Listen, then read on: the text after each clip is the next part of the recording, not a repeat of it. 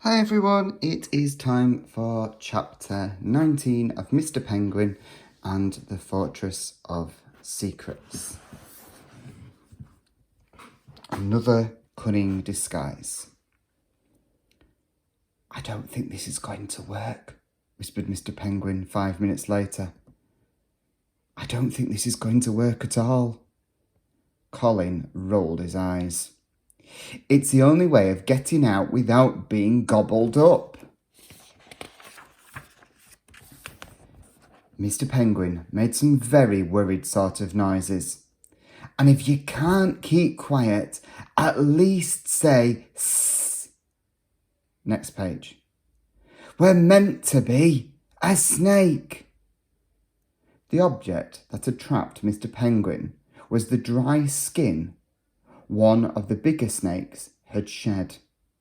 Colin had remembered when he and Mr. Penguin had gone promenading around Cityville Zoo one day and had stumbled upon a very clever zookeeper doing an interesting talk to the reptile house. Apparently, every so often a snake finds itself feeling a bit twitchy and itchy, and then it slithers out of its skin to reveal a brand new layer of shimmering scaly skin beneath. Mr. Penguin hadn't heard one word of this because he'd tripped while eating an ice cream and had splodged it all down a very large, well-dressed lady. He'd been too busy trying to clean it off her with his bow tie before she noticed. And now they were in the fortress, wiggling through the slithery snakes in their snake costume. Mr. Penguin tried his best not to be nervous and did his best. Sing, and they soon reached the steps to the glowing door. But now wiggling was no good. They needed to run. They threw off their disguise and scampered up the steps, but several of the larger snakes spotted they'd been tricked and snapped at Mr. Penguin's brogues with their hefty-looking fangs. Colin pulled his friend out of harm's way while bopping them on their noses. Eventually, they made it to the top step and were safe. Mr. Penguin pushed open the door and they scurried into the room, shutting the snakes behind them. They were now in a vast round chamber with damp stone walls. The glowing yellowy-green light was coming from several lamps which flickered and fizzed around the room. Mr. Penguin glanced around. "It looks like a workshop," he whispered. Colin agreed with him, but he was still feeling very suspicious, so he just wrote on his pad and continued snooping. The room was even messier than Liesel's workroom behind the Von Klonker clock. Cogs and wheels and sheets of gleaming metal littered the floor. There were desks scattered with dangerous-looking tools, and the walls were covered in huge pieces of paper, scribbled with complicated equations and plans. Mr. Penguin could hear a deep rumbling that sounded like lots of drums playing, and it made him a bit collywobbly about the knees. If I only had a fish finger sandwich, he thought, but he'd eaten his last one on the plane ages ago. Now his bag held just his magnifying glass, the stone for Professor Stoutgirdle, and a load of grit and fluff. Nothing edible there at all. As Mr. Penguin waddled round the room, Colin got to work. He leapt up onto the desks to see if he could find anything useful. "What can it all be for?" said Mr. Penguin, peering at a strange-looking instrument that was sparkling dangerously. There was a row of blinking buttons above a sign that said, "Danger, do not touch." Whenever Mr. Penguin saw a sign like that, all he wanted to do was touch everything immediately. He actually had to hold one flipper back with the other one to stop himself. Colin, meanwhile, had found something, an old, rather tatty notebook. It looked both interesting and important. He wrote something to try and catch Mr. Penguin's attention. Ahem, said his pad. I mean, how did all this stuff get here? Continued Mr. Penguin, talking to himself. Do you think we might be facing an evil robot or something? Colin tried to get his attention again. No luck. Mr. Penguin was now twirling about in the middle of the room, flippers on hips, looking at everything. If only there was a clue somewhere, something extremely detailed that could tell us what was going on and who's behind it all. Colin sighed on his pad, took the notebook under his arms, scuttled over to Mr. Penguin and schlunked him on the ankle with it. Steady on, Colin, exclaimed Mr. Penguin. What is it? I was just saying, if only.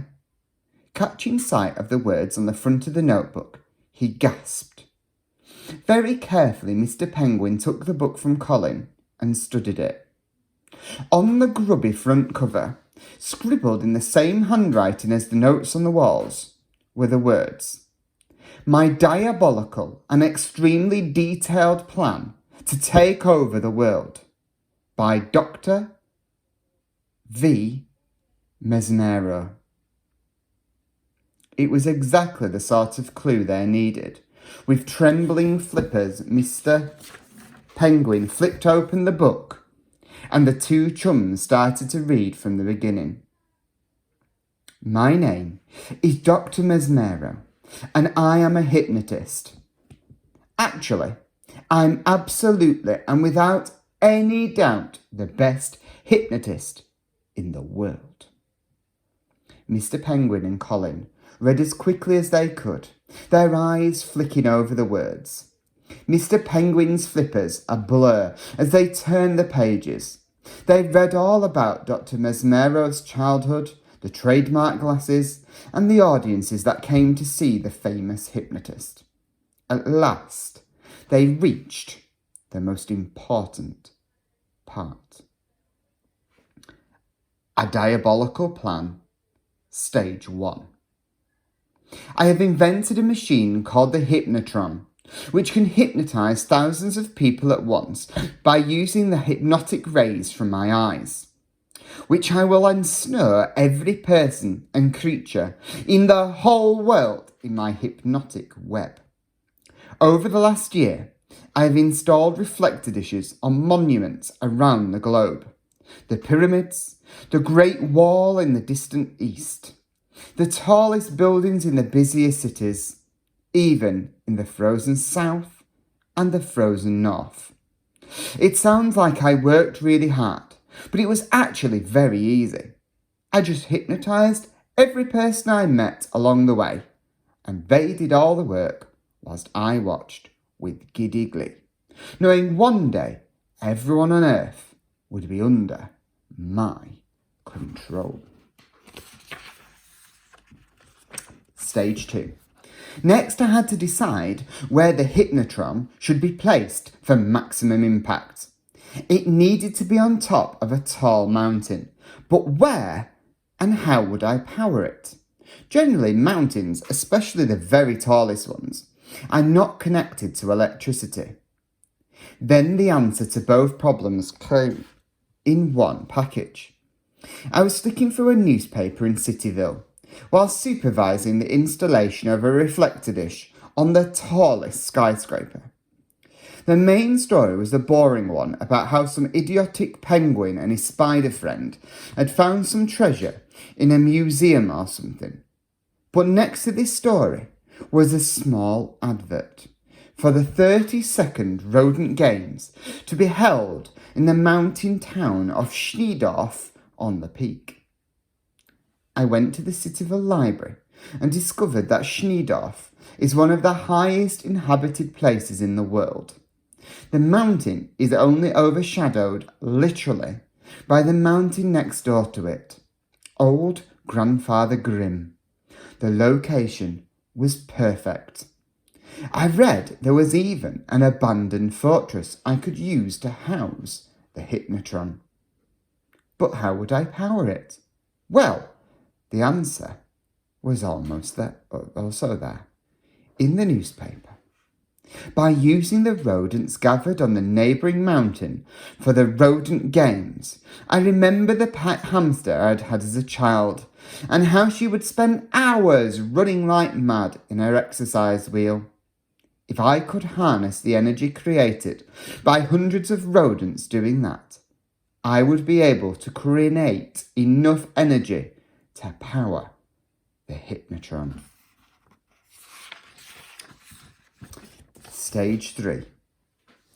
I packed everything I needed into the large basket of a hot air balloon, which I'd stolen from a hypnotised balloon enthusiast. Then silently, under the cover of darkness, I flew up the mountain and began to build my machine inside the fortress. Next, stage 4. Next, I needed the rodents from Schneedorf, but I wouldn't be able to sneak over to the village in my hot air balloon. I'd soon be noticed, and the winds howling around this mountain could easily blow the balloon off course. The answer came when I explored the basement of this freezing dump and found it to be full of snakes, pets of the previous owner. I guessed that had been left to multiply and adapt to the freezing conditions over the last 200 years. After a quick blast of my hypnotic eyes, they were under my command. I instructed them to steal the rodents from the village and bring them to me. They did this by wiggling through a network of ancient drainage pipes that connect the fortress to the village. Everything has now fallen into place, and I am ready to put my diabolical plan into action. And that's the end of chapter 19.